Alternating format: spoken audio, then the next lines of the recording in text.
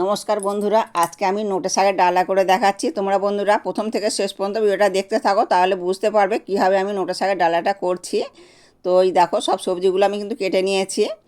আর এবারে আমি উচ্ছেটা লবণ আর হলুদ মাখিয়ে নেব।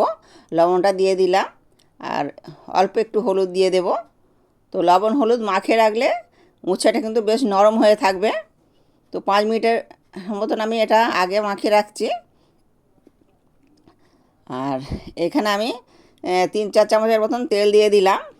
এবার উচ্ছেটা ভেজে নেব। উচ্ছেটা একটু বেশি করে তেল দিয়ে ভাজলে পারে, তাহলে কিন্তু তিতো ভাবটা থাকে না। তো তার জন্য আমি একটুখানি বেশি করে তেল দিয়েই ভেজে নিচ্ছি। আর এটা একটু মচমচে করে ভেজে নেব। তো তোমরা বন্ধুরা প্রথম থেকে শেষ পর্যন্ত দেখতে থাকো, তাহলে বুঝতে পারবে নোটে শাকের ডালনাটা কীভাবে করছি। নোটে শাকের ডালনা কিন্তু খেলে পারে কিন্তু বেশ ভালোই লাগে। তো অনেক বাচ্চারা খেতে চায় না, তবে আমি যে নিয়মে করছি এই নিয়মে করলে কিন্তু ছোট বড় সকলেই কিন্তু খাবে। আর তেল থেকে আমি উঠিয়ে নিচ্ছি, তেলটা একটুখানি মানে ঝরিয়েই তুলে নিচ্ছি উচ্ছেগুলো। আর ওই তেলটার মধ্যে আমি রান্নাটা করে নেব। তো উচ্ছেটা কিন্তু খুব মচমচে করেই ভাজা হয়ে গেছে। তো এইভাবে মচমচে করে ভেজে নিলে কিন্তু তিতোটা একেবারেই থাকবে না। তো এবারে দেখো, এই কলাটা আমি অফলাইনেই কেটে নিয়েছি। তো কলাটার মধ্যে একটু হলুদ মাখিয়ে নেব আর অল্প একটু লবণ দিয়ে দেব। কলার মধ্যে যে একটা আটা ভাব থাকে সেইটা কিন্তু থাকবে না। আর আর অনেকেই বলে কলার তরকারি করলে কালো হয়। আর হলুদটা মাখিয়ে নিলে কিন্তু কালোটা হবে না। যেহেতু হলুদটা দেওয়ার জন্যে এই আটা আটা ভাবটা চলে যায়। এইভাবে হাত দিয়ে ডলে ডলে মেখে মানে ডলে ডলে করে নিতে হবে। এই দেখো, একটা কিন্তু কেমন গুঁড়ি গুঁড়ি মতন, এটাই কিন্তু আঠা। তো এইভাবে কিন্তু হাতের সাহায্যে আঙুল দিয়ে এইভাবে ডলে ডলে নিতে হবে। আর এর মধ্যে আমি জল দিয়ে প্রায় 5 মিনিটের মতন রেখে দেব, তাহলে আঠা ভাবটা চলে যাবে আর একটুও কালো হবে না। আর কলার তরকারি কিন্তু অনেকেই খেতে চায় না। তো এইভাবে কিন্তু কলাটা করে নিলে তাহলে কিন্তু কলার টেস্ট খুব ভালোও হবে আর কালোও হবে না। 5 মিনিটের মতন থাকবে এটা। তো 5 মিনিট পরে এটা আমি উঠিয়ে নেব। তো এবার আমি ফিরে আসছি। দেখো, এখানে আমি তেল ছিল, সেই তেলটার মধ্যে কিন্তু আমি আলুটা দিয়ে দিলাম। এবারে আলুটা একটু কষিয়ে নেব। আলুটা একটুখানি কষিয়ে নিয়ে এবারে ডাঁটা আর কলাটা এর মধ্যে দিয়ে দেব। এই দেখো, ডাঁটা আর কলাটা এর মধ্যে দিয়ে দিচ্ছি। আর সজনে ডাঁটা তো খাওয়া খুবই ভালো। তো ডাঁটা দিয়ে উচ্ছে দিয়ে করলে খেতে ভীষণ সুন্দর হয় বন্ধুরা। তোমরা বন্ধুরা অনেকেই করেছো, তবে আমি যে নিয়মে করছি এই নিয়মে একবার হলেও করে দেখবে, ভীষণ ভীষণ সুন্দর খেতে লাগে। আর এই দেখো, আমার কিন্তু কষানো হয়ে গেছে। এর মধ্যে কিন্তু একটুখানি আমি লবণ দিয়ে দিলাম। তো লবণটা দিয়েই কিন্তু আমি এটাকে ভেজে নেব।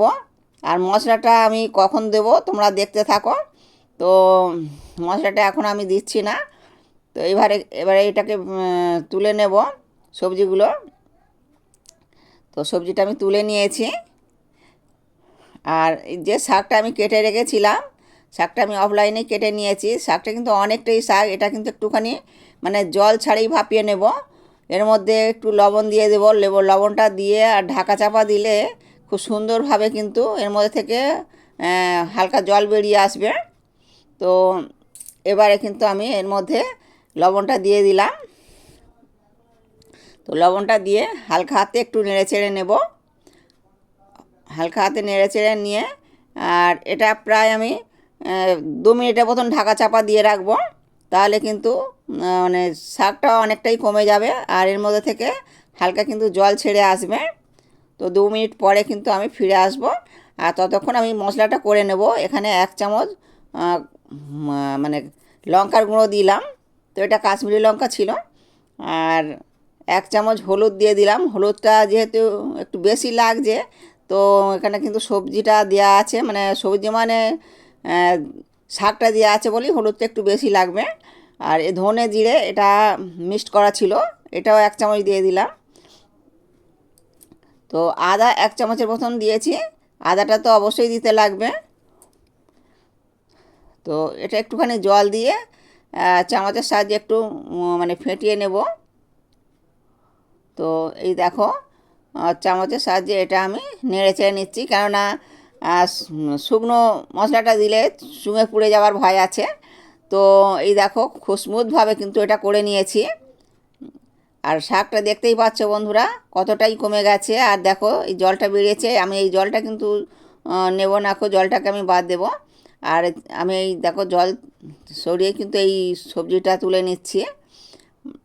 আর শাকটা দেখতেই পেয়েছো কতটা ছিল আর কত কমে গেছে। এবারে এর মধ্যে 3 চামচ তেল দিয়ে দিলাম।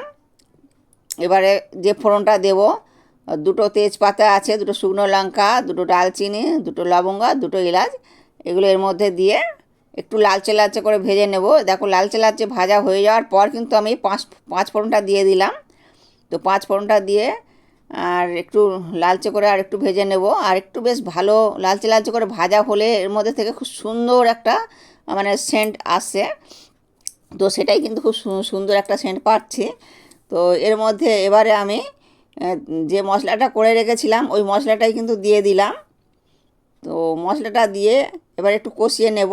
আর বাটিটা ধুয়েও আর একটু কিন্তু আমি জল দিয়ে দেব। আর দেখো এবারে কিন্তু এটা ভালো করে কষিয়ে নিতে হবে। আর এর মধ্যে থেকে কিন্তু তেল ছেড়ে আসবে, তখন জানতে হবে যে মশলাটা তৈরি হয়ে গেছে।